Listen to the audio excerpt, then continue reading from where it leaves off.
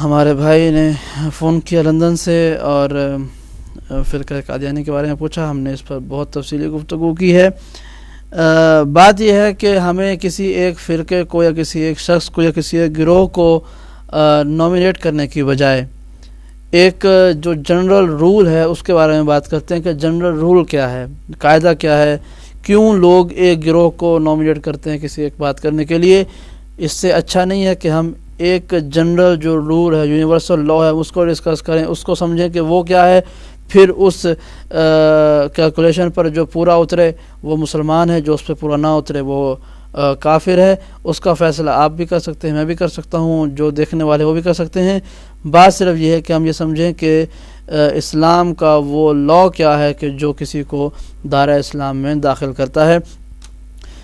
Cutting the very long story short, بہت بڑی بات کو اگر ہم چند لفظوں میں بیان کریں تو وہ یہی ہوگا, اللہ کی وحدانیت کو تسلیم کرنے والا اور حضرت محمد مصطفیٰ صلی اللہ علیہ وآلہ وسلم کو اللہ کا نبی اور آخری نبی سمجھنے والا, اللہ کی کتاب پر ایمان لانے والا, قیامت کے دن پر یقین رکھنے والا, اللہ کو عادل سمجھنے والا, اللہ کی جو صفات ہیں ان کو تسلیم کرنے والا شخص جو کہ زبانی طور پر اور قلبی طور پر اس کا اظہار کرتا ہے وہ مسلمان ہے.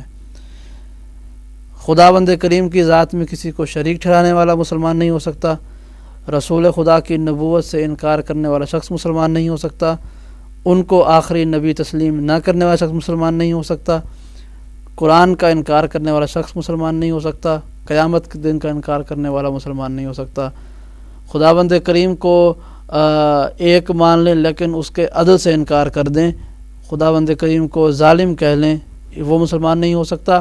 اور خداوند کریم کے بارے میں وہ عقیدے کے جو اللہ کے حوالے سے منع کیے گئے ہیں ان میں سے کسی ایک کا بھی عقیدہ رکھنے والا شخص دائرہ اسلام سے خارج ہے. مثال کے طور پر کہ اللہ کسی انسان کے جسم میں آ جاتا ہے, کبھی انسان ہوتا ہے کبھی اللہ بن جاتا ہے, نعوذ باللہ, یا اللہ کا جسم ہے جس کو وہ کبھی زمین پہ لاتا ہے, کبھی آسمان میں لے جاتا ہے, کبھی جہنم میں لے جاتا ہے, کبھی جنت میں لے جاتا ہے. یہ سب چیزیں ان پر عقیدہ رکھنے والا جو ہے اس کا اسلام مشکوک ہے. باقی رسول خدا کو آخری اور اللہ کا حقیقی نبی ماننے والا, اللہ کو ایک ماننے والا اور رسول کی لائی ہوئی کتاب شریعت دین پر عمل کرنے والا, قیامت کے دن پر یقین رکھنے والا شخص مسلمان ہے. اب اس معیار پر اگر کوئی شیعہ پورا نہیں اترتا تو وہ دائرہ اسلام سے خارج ہے, کوئی سنی پورا نہیں اترتا وہ دائرہ اسلام سے خارج ہے, قادیانی, اہل حدیث, کوئی بھی شخص ہے کہ جو دعویٰ اسلام کرتا ہے لیکن ان پیمانوں پر پورا نہیں اترتا وہ دائرہ اسلام سے خارج ہے.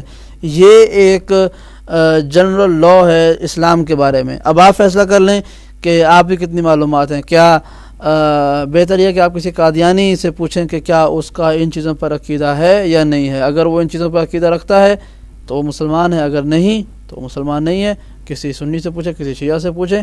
یہ ممکن ہے کہ بعض اوقات یہ عقیدے جو ہیں وہ پورے گروہ کے ہوں, بعض اوقات عقیدے شخصی بھی ہو سکتے ہیں. مثال کے طور پر 100 لوگ ہیں کہ جو اپنے آپ کو فرقہ شیعہ میں سے دعویٰ کرتے ہیں, ان میں سے 99 کا عقیدہ ایک طرف ہے, ایک کسی بھی وجہ سے ان سے مختلف عقیدہ رکھتا ہے. وہ کہتا ہے کہ یہ ساری باتیں میں مانتا ہوں, رسول خدا کو آخری نبی نہیں مانتا, میرے عقیدے میں رسول کے بعد کوئی اور بھی نبی آنے والا ہے. تو اس کا سارا اگرچہ اس کا ٹائٹل شیعہ رہے گا, گروہ میں بیٹھے تو شیعہ بن کے بیٹھے گا, لیکن چونکہ اس کے عقیدے میں سے رسالت خارج ہوگی, رسالت کا عقیدہ ناقص ہو گیا, وہ دائرہ اسلام سے خارج ہو جائے گا. محمد مصطفیٰ صلی اللہ علیہ وآلہ وسلم کو اللہ کا حقیقی اور آخری نبی ماننا مسلمان ہونے کے لیے شرط ہے. اس کے بعد وہ شخص انسان تو ہو سکتا ہے, مسلمان نہیں ہو سکتا. اب وہ قادیانی ہے یا کوئی اور ہے, اس کا فیصلہ آپ کر سکتے ہیں. بہتر یہ ہے کہ آپ قادیانی سے پوچھیں کہ آپ جب اسلام میں داخل ہوئے تو آپ کے عقیدے کیا ہیں. اگر ان عقیدے پورے کرتے ہیں تو مسلمان ہیں, اگر نہیں تو وہ مسلمان نہیں ہیں. بہت شکریہ آپ کے فون کا. ہمارے پاس میں بات کر رہا تھا رسول خدا کی اس حدیث کے بارے میں کہ جو مولا کائنات کے بارے میں فرمائی, یا علی انت منی بمنزلۃ ہارون من موسیٰ. یہاں پر میں ایک دوسری روایت آپ کے سامنے پیش کرنا چاہتا ہوں جس کے حوالے سے میں نے اس حدیث کو پیش کیا آپ کے سامنے. ہم مختلف جب کتب کا مطالعہ کرتے ہیں، مختلف چیزوں کو دیکھتے ہیں، تو ناظرین بہت سی چیزیں ہمارے لیے ایسی آتی ہیں کہ جو ہمیں بعض اوقات تکلیف ہوتی ہے کہ بحیثیت مسلمان ہمیں کیا ایسی باتیں زیب دیتی ہیں. کہیں ایسا تو نہیں ہے کہ ہم کسی ایک شخص کی دشمنی میں، کسی ایک شخص کے بغض میں ہم کوئی ایسی بات کر دیں کہ جو کسی ہمارے عقیدہ اسلام کو جب ہم نے کلمہ پڑھا ہے اس کو تو نقصان نہیں پہنچا رہی. مثال کے طور پر اگر کوئی ایک نیک سیرت خاتون ہے، کوئی ایک عفت اور پاک دامنی رکھنے والی خاتون ہے، مومنہ ہے، اپنے گھر میں موجود ہے، ہماری اس کے بھائی سے یا اس کے والد سے جو لڑائی ہو گئی، ہم نے اس لڑائی کا بدلہ اس طرح سے لیا کہ ہم نے اس کو تو کچھ نہیں کہا، جا کے اس نیک سیرت خاتون پر الزام لگا دیا کہ یہ بد سیرت ہے. یقین جانیے کہ جتنے بھی دنیا میں نیک اعمال کیے ہوں گے وہ سب ضائع ہو جائیں گے، چونکہ آپ نے ایک کسی نیک سے خاتون پر اس کے بدکاری کا الزام لگایا اور دانستہ لگایا. یہ بہت بڑا عیب ہے، آپ کے تمام اعمال ضائع ہو جائیں گے.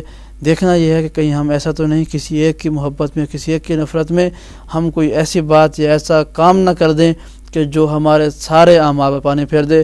اس کی میں ایک مثال دوں گا لیکن ٹیلی فون کال کے بعد. السلام علیکم. وعلیکم السلام قبلہ، محمد علی برمنگھم سے آپ کی خدمت میں عرض کر رہا ہوں قبلہ. جی جناب. قبلہ آپ نے جیسا کہ مثال دی ہے کہ بتوں کے سلسلے میں مجسمے بنا کر ان کو پوجا کرنا، جی، تو اس کا قبلہ وہ قابل اس طریقے سے کرتے ہیں کہ بھائی جب ہم مجسمے بنا لیتے ہیں تو اللہ ان میں ان کی روح آتی ہے، تو اس کے بعد وہ پرستش کرنے لگتے ہیں. تو اسلام میں کچھ صوفیہ ہیں، کیا اس کے ساتھ آپ تقابل کریں گے؟ وہ کہتے ہیں کہ اللہ جسم میں حلول کرتا ہے، تو کیا یہ اور وہ عقیدہ ملتا جلتا نہیں؟ ایک یہ بات. دوسری قبلہ، جیسا کہ آپ نے اصول بیان کیا کہ مسلمان کون ہو سکتا ہے کون نہیں ہو سکتا ہے، تو اس میں ہمارے بھائیوں کے امام ابو حنیفہ وہ نبی کا آخری ہونے کی شرط نہیں رکھتے. وہ کہتے ہیں کہ جو بھی اہل قبلہ ہیں ان کی میں تکفیر نہیں کرتا، اس میں وہ خارجیوں ناسبیوں سب کو بھی شمار کرتے ہیں. تو اس سلسلے میں قبلہ کیا فرماتے ہیں آپ؟ تیسرا قبلہ، آپ نے فرمایا کہ شاید شیعہ ہیں ان میں بھی 99 میں 1% ہو سکتا ہے کہ وہ ہو جائے. تو قبلہ جب شیعہ کلمہ پڑھتا ہے تو لا الہ الا اللہ محمد رسول اللہ، پھر علی ولی اللہ پڑھتا ہے. تو جب وہ علی ولی اللہ پڑھتا ہے تو قبلہ کیا وہ اعلان ہی نہیں کرتا کہ رسول آخری نبی ہیں اور نبوت ختم ہو چکی ہے اور امامت شروع ہو چکی ہے؟ تو شیعہ اور نبوت کو آخری نہ ماننا، یہ تو جو ہے نا آپس میں متصادم باتیں، اس پر آپ کیا فرمائیں گے؟ مہربانی. ٹھیک ہے جناب، بہت بہت شکریہ جناب آپ کا.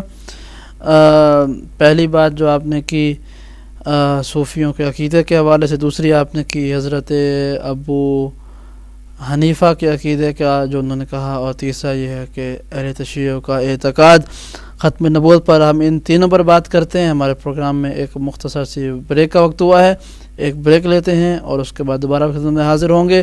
آپ کے 3 سوالات اور ایک جو میں اس سے پہلے تمیزی گفتگو کر رہا تھا، ایک دل دکھانے والی ایک بات جو ہمارے نظر سے گزری، اس سے بات کرتے ہیں. ایک وقفے کے بعد ہمارے ساتھ رہیے گا.